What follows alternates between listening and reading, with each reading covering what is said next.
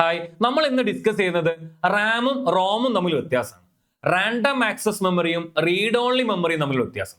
Okay, random access memory എന്ന് പറയുന്നതിന്റെ first point നമുക്ക് പറയാം, it is faster than ROM ആണ്. അടുത്ത അപ്പോൾ അപ്പുറത്ത് എന്താ പറയാ, നമുക്ക് ഇറ്റ് ഈസ് സ്ലോവർ മെമ്മറിയാണ്. സ്ലോവർ റോം എന്താണ്? സ്ലോവർ മെമ്മറിയാണ്. റാമിനകത്ത് സ്റ്റോർ ചെയ്യുന്നത് എന്തെല്ലാമാണ്? ഒരു കമ്പ്യൂട്ടർ ഓൺ ആയിരിക്കുമ്പോൾ എന്തൊക്കെയാണ് ഒരു റാമിനകത്ത് ഉണ്ടാവുക? അതിനകത്ത് സ്റ്റോർ ചെയ്തിരിക്കുന്നത് എന്താണ്? അതിനകത്ത് ഉണ്ടാവുക എന്താണ്? ഓപ്പറേറ്റിംഗ് സിസ്റ്റം ഉണ്ടാകുന്നു, ആപ്ലിക്കേഷൻ പ്രോഗ്രാംസ് ഉണ്ടാകുന്നു. ഇപ്പൊ കമ്പ്യൂട്ടർ വർക്ക് ചെയ്യുമ്പോൾ എന്തൊക്കെ ഡാറ്റ ഉണ്ടാകുന്നു, ആ ഡാറ്റ എല്ലാം എന്തിനകത്തുണ്ടാവും? റാമിനകത്തുണ്ടാവും. റോമിനകത്ത് ആകെ ഉണ്ടാകുന്ന ഒരു പ്രോഗ്രാം എന്ന് പറയുന്നത് ഈ പറയുന്ന ബൂട്ടിംഗ് പ്രോഗ്രാംസ് മാത്രമാണ്. നമ്മുടെ ബൂട്ടിങ്ങിന് ആവശ്യമായിട്ടുള്ള പ്രോഗ്രാം മാത്രമാണ് റോമിനകത്ത് ഉണ്ടാകുന്നത്.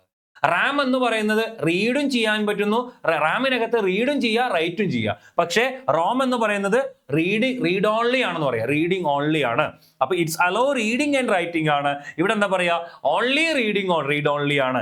മാത്രമല്ല റാം എന്ന് പറയുന്നത്, റാം ഒരു വോളറ്റൈൽ മെമ്മറിയാണ്. What is volatile? വോളറ്റൈൽ എന്ന് പറഞ്ഞാൽ നമുക്ക് പവർ ഓഫ് ആയി കഴിഞ്ഞാൽ റാമിനകത്തുള്ള എല്ലാ ഡാറ്റയും എന്തായി പോകും? വാനിഷ് ആയി പോകും. അതിനകത്ത് നിന്ന് എല്ലാ ഡാറ്റയും പോയി പോകും. ഓക്കെ, പക്ഷെ റോം അങ്ങനെയല്ല, ഇറ്റ് ഈസ് നോൺ വോളറ്റൈൽ ആണ്. അതിനകത്ത് പവർ ഓഫ് ആയി കഴിഞ്ഞാലും ആ ഡാറ്റ അവിടെ തന്നെ ഉണ്ടാവും അല്ലെ? അതിനെയാണ് എന്ത് പറയുന്നത്? Keep the data, keep its data even the power is turned off. അതിനാണെന്ന് പറയുക it is not non volatile. അപ്പൊ റാം ഒരു വോളറ്റൈൽ മെമ്മറിയാണ്, റോം എന്ന് പറയുന്നത് എന്താണ്? നോൺ വോളറ്റൈൽ മെമ്മറിയാണ്. Okay, thank U.